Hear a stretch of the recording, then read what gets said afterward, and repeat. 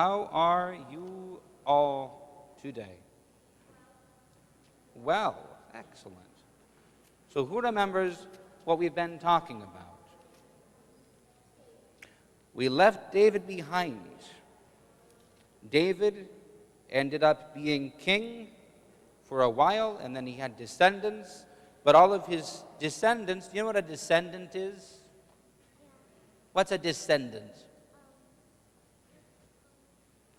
It's like his great-great-great-great-great-grandchildren, right? All those people. Right. So they ended up not being very good kings. And God sent prophets to them to tell them to repent and to tell the people to repent and to change and to do what was right. Remember that? And remember, there was one prophet especially named, what was his name? Elijah. That guy in the red. He's our buddy. Right? Right? And Elijah, he preached, and then he went up in a fiery chariot into heaven, and he never even died. How about that? But the people and the king still didn't repent. So, eventually, God gave them into the hands of the kings and armies of other countries, and they came in and they conquered them, and they took the people away. And we're going to start now talking about that. So listen to me here. In the 3rd year of the reign of Jehoiakim, king of Judah, came Nebuchadnezzar, king of Babylon, to Jerusalem, and he besieged it. What's that mean? It means the other king with a really, really, really long name, he brought his army, and he camped outside of Jerusalem, and he came in, and he sacked it. And he took all the treasures, the gold and silver cups that were inside of the temple, and he also said that he told his officers to bring certain of the children of Israel and of the king's children and the princes, young men in whom there was no blemish, so they were good looking.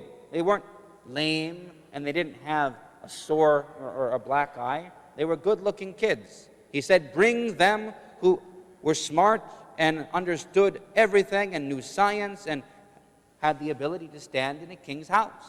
Because what does he want? King Nebuchadnezzar wants, well, they're sort of hostages, because he figures if he brings the princes from Jerusalem back to Babylon, where he lives, maybe Jerusalem won't go into rebellion. It doesn't work, but it's an idea.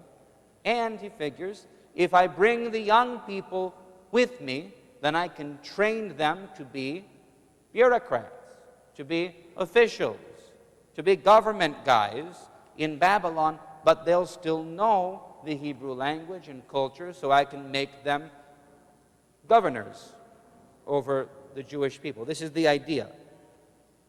So, and of those were 4 guys named Daniel, Hananiah. Anybody named Hananiah? I didn't think so. Mishael.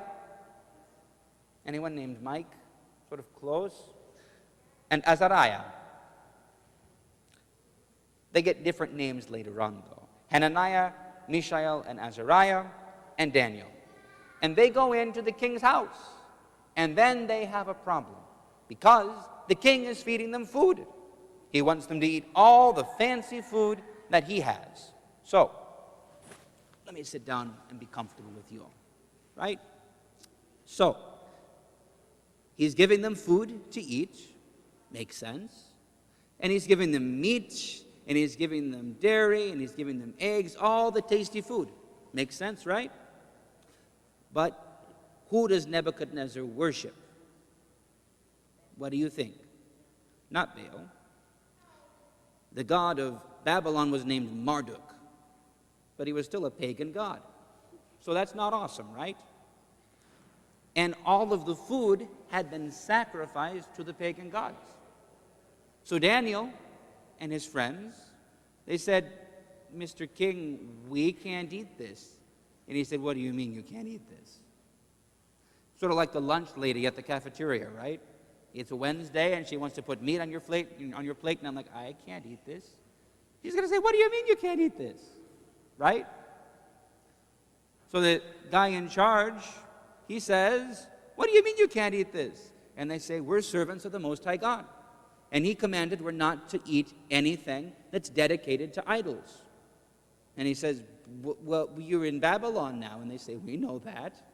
We can look outside. We know where we are. But we're still going to obey our God. And he says, but this food is so that you grow up big and strong, and smart. You're going to look bad next to the others. How am I going to explain to the king that 4 of the guys he brought over, don't look as good?